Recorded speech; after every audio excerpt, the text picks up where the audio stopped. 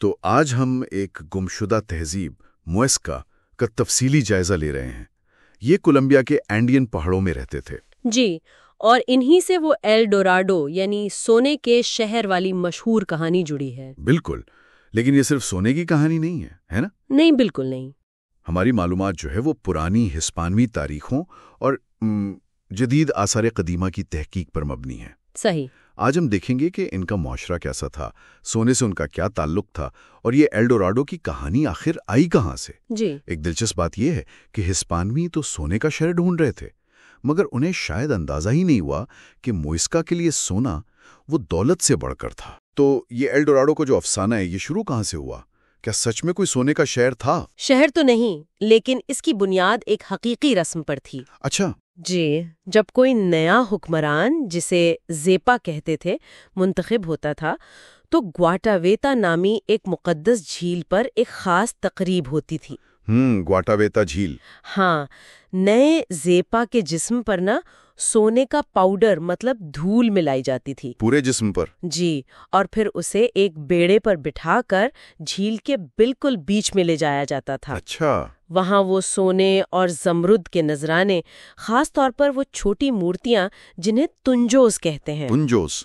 جی، تنجوس، وہ سورج دیوتا سوئے کے لیے پانی میں ڈالتا تھا، اور یہی رسم باہر کی دنیا میں ایل ڈوراڈو یعنی سنہری انسان کی کہانی بن گئی۔ یعنی ایل ڈوراڈو ایک شخص تھا، شہر نہیں، اور اسی رسم سے جڑا وہ مشہور موئسکا بیڑا ہے جو آج کل بوگوٹا کے گولڈ میوزیم میں ہے۔ یونیسکو نے بھی اسے میرے خیال ہے 2000 میں ثقافتی ورثے کا حصہ مانا ہے۔ یہ کوئی ایک بادشاہت نہیں تھی جیسے انکا یا ایزٹیک تھے، یہ ایک اتحاد تھا، موئسکا کانفیڈریشن کہلاتا تھا۔ کانفیڈریشن یعنی اتحاد؟ جی، اس میں 2 بڑے حکمران تھے، ایک زیپا جو جنوب میں بوکاٹا یعنی آج کے بوگوٹا سے راج کرتا تھا، ٹھیک، اور دوسرا زاکے جو شمال میں ہنزا یعنی آج کے تنجا کا حکمران تھا۔ تو یہ انکا یا ایزٹیک سلطنتوں جیسا مرکزی نظام نہیں تھا پھر؟ نہیں، بالکل نہیں۔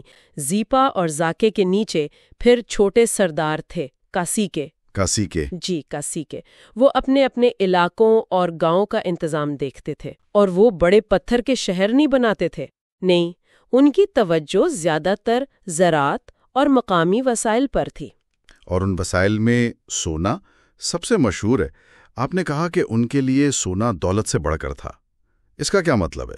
مطلب یہ کہ ان کے لیے سونا مقدس تھا، پاک تھا، سورج کی توانائی کی علامت۔ اچھا۔ وہ اسے کرنسی کے طور پر مطلب پیسوں کی طرح استعمال نہیں کرتے تھے، تو پھر؟ بلکہ وہ اکثر ٹمباگا استعمال کرتے تھے۔ ٹمباگا یہ کیا چیز ہے؟ یہ سونے اور تانبے کا مکسچر ہوتا ہے جس میں سونا کم تقریباً 20% اور تانبا زیادہ 80% تک ہوتا تھا۔ اس ٹمباگا سے وہ لاسٹ ویکس کاسٹنگ نامی تکنیک سے بہت نازک اور کھوکھلی مورتیاں بناتے تھے، وہی تنجوس۔ اچھا، وہی تنجوس جو نذرانے میں ڈالے جاتے تھے۔ جی، یہ مورتیاں جنگجوؤں، جانوروں، مذہبی رہنماؤں کی ہوتی تھیں اور مذہبی مقامات پر چڑھاوے کے طور پر پیش کی جاتی۔ تو یہ بات ظاہر کرتی ہے کہ ان کے لیے دھات کی روحانی اہمیت اس کی مادی قیمت سے کہیں زیادہ تھی۔ بالکل، ان کے لیے وہ مقدس چیز تھی، بیچنے کی نہیں۔ سونے کے علاوہ 3 چیزیں بہت اہم تھیں۔ جی۔ پہلا، نمک، زپا کویرا کے علاقے سے نکالا جانے والا نمک۔ نمک اتنا قیمتی تھا کہ اسے کرنسی کے طور پر بھی استعمال کیا جاتا تھا اور دور دور تک اس کی تجارت ہوتی تھی۔ دوسرا، زمرد، موزوکی کانوں سے نکلنے والے زمرد۔ ہاں، کولمبیا کے زمرود تو آج بھی مشہور ہیں۔ جی، اور اس زمانے میں بھی یہ دنیا میں بہترین مانے جاتے تھے اور تجارت کا اہم حصہ تھے۔ اور تیسری چیز؟ تیسرا ستون زراعت تھی، وہ پہاڑی ڈھلوانوں پر چھت دار کھیتی باڑی یعنی ٹیرس فارمنگ میں ماہر تھے۔ ٹیرس فارمنگ، پہاڑوں پر سیڑھیاں بنا کر کھیتی کرنا۔ جی، مکئی، آلو اور کنوا جیسی فصلیں کامیابی سے اگاتے تھے۔ تو کافی خود کفیل قسم کی معیشت تھی۔ ہاں، وسائل سے بھرپور۔ اور ان کا مذہب، کیا وہ بھی فطرت سے جڑا ہوا تھا، جیسے آپ نے سورج دیوتا کا ذکر کیا؟ بالکل، ان کا مذہب فطرت سے گہرا تعلق رکھتا تھا، خاص طور پر سورج یعنی سوئے اور چاند یعنی چیا کی پوجا ہوتی تھی۔ سوئے اور چیاں؟ جی، اور فلکیات پر مبنی تھا۔ ان کے مندر اکثر فلکیاتی واقعات جیسے سورج گرہن یا چاند کی چالوں کے حساب سے بنائے جاتے تھے۔ اچھا، ان کی ایک اہم کہانی بوچیکا نامی ہیرو کی ہے۔ بوچیکا؟ ہاں، وہ ایک طرح سے ثقافتی ہیرو تھے جس نے انہیں تہذیب سکھائی، اخلاقیات، زراعت وغیرہ۔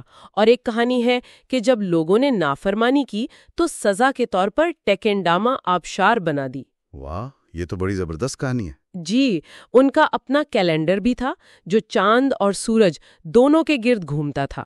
لیکن پھر ہسپانوی آ گئے، وہی ایلڈوراڈو کی تلاش میں۔ جی، 1537 میں گونزالو خیمنیز دے کیسادا اپنی فوج کے ساتھ پہنچا۔ اور پھر کیا ہوا؟ افسوسناک طور پر وہی ہوا۔ ہسپانوی ہتھیار، ان کے گھوڑے اور شاید موئسکا کی اپنی اندرونی تقسیم بھی۔ ہاں، زیپا اور زاکے کے درمیان شاید کچھ چپکلش ہو۔ ممکن ہے۔ ان سب وجوہات کی بنا پر 1538 کی تو کریما کی جنگ میں موئسکا کو شکست ہوئی۔ ان کے آخری حکمرانوں زیپا تسکیسوسا اور زاکے آکیمنزاکے دونوں کو پکڑ لیا گیا اور بعد میں سزائے موت دے دی گئی۔ اور ہسپانیوں نے انہوں نے سونے کو صرف دولت سمجھا، مقدس نہیں سمجھا۔ بالکل نہیں۔ زیادہ تر جو مقدس نوادرات تھے، تنجوس وغیرہ، ان کو پگھلا دیا گیا تاکہ سونا نکالا جا سکے۔ یہ مکمل طور پر ختم نہیں ہوئی۔ آج بھی کولمبیا کے کچھ علاقوں میں جیسے کوٹا، چیا، سسکلے، وہاں موئسکا نسل کے لوگ موجود ہیں۔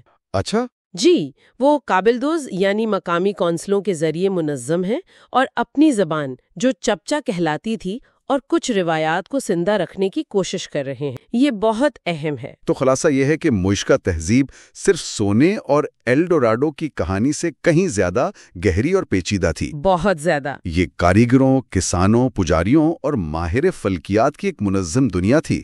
ان کا کائنات کو دیکھنے کا اپنا ایک منفرد نظریہ تھا جو ان کی دھات کاری، زراعت، ان کی رسومات میں جھلکتا تھا۔ صحیح۔ جو حملہ آوروں نے دیکھا وہ صرف چمکتی دھات تھی، مگر جو کھویا وہ ایک پورا ثقافتی نظام تھا، ایک پورا عالمی نظریہ تھا۔ وہ شاید اسے دیکھ رہے تھے جو وہ ڈھونڈ رہے تھے، نہ کہ وہ جو اصل میں وہاں موجود تھا۔